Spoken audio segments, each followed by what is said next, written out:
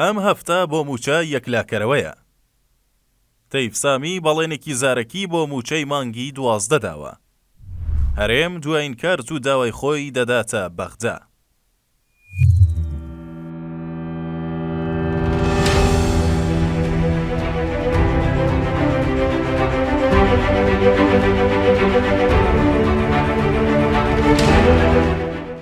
ئەمڕۆ لە شاری هەولێر ئەنجومەنی وەزیرانی هەرێم کۆبوونەوەکە لەگەڵ پەرلەمانتارانی کورد لە بەغدا و وەزیر و کاربەدەستە کوردەکان بوو. لە کۆبوونەوەکەدا کە مەسرور بارزانی سەرپەرشتی دەکرد، پرسی موچە و کێشەداراییەکانی نێوان هەرێم و بەغدا گفتوگۆی لەسەر کرا. هەر پێش کۆبوونەوەکە هەریەکە لە نەوەی نوێ و یەکگرتو و کۆمەڵ وتیان بەشداری کۆبوونەوەکە ناکەن.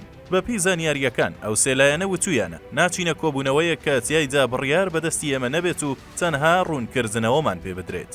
جیاواز لەوەش ئەو سێلایەنە لە ترسی دەنگدەران و لایەنگرانی خۆیان بەشداریان نەکردووە، بە تایبەت کە موچەی مانگی 12 نەدراوە.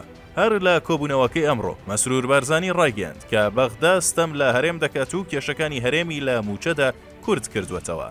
دوای کۆبوونەوەکەش چەند ڕاستپارزەیەک ئامادەکرا کە لە 4 خاڵدا کۆکراوەتەوە. گرنگترینیان حکوومەتی هەرێم داوا لە بەغدا دەکات بۆ موچەی هەر 12 مانگەکەی ئەمساڵ بەغدا سەرجەم موچەکان بنێرێت تا هاوشێوەی ساڵی ڕابردوو حکوومەتی هەرێم تووشی گێرە و کێشەی هاتوونەهاتی موچە نەبێت. هەرچی ساڵی داهاتووشە هەرێم بە نیازە داوای پشکی بودجە بکات و هەرێم خۆی موچە بدات. ئەمەش وەک ڕاستپارزەیەک ئامادەکراوە. بڕیاریشە سبەینێنە چیروان بارزانی سەرۆکی هەرێم لە کۆبوونەوەی هاوپەیمانی ئیجاری دەوڵەت گفتوگۆ لەسەر بابەتەکە بکات.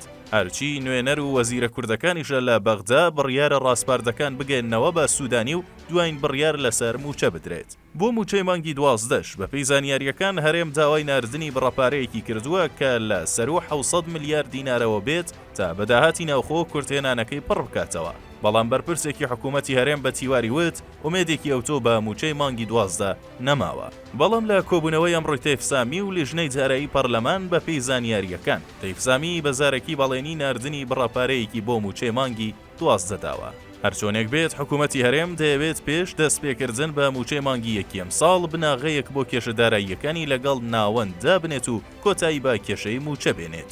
سەرچاوەیەکی ئاگادار بە تیواری وت هاوشانی ئەمەش ئەمریکیەکانیش فشار لە بەغدا دەکەن بۆ ناردنی موچە و چارەسەری کێشەکە، چونکە بەناڕاستەوخۆ هەرێم باسی لە ئەگەری کشانەوە کردووە لە پرۆسەی سیاسی عێراق ئەگەر بەغدا گرفتی موچە چارەسەر نەکات.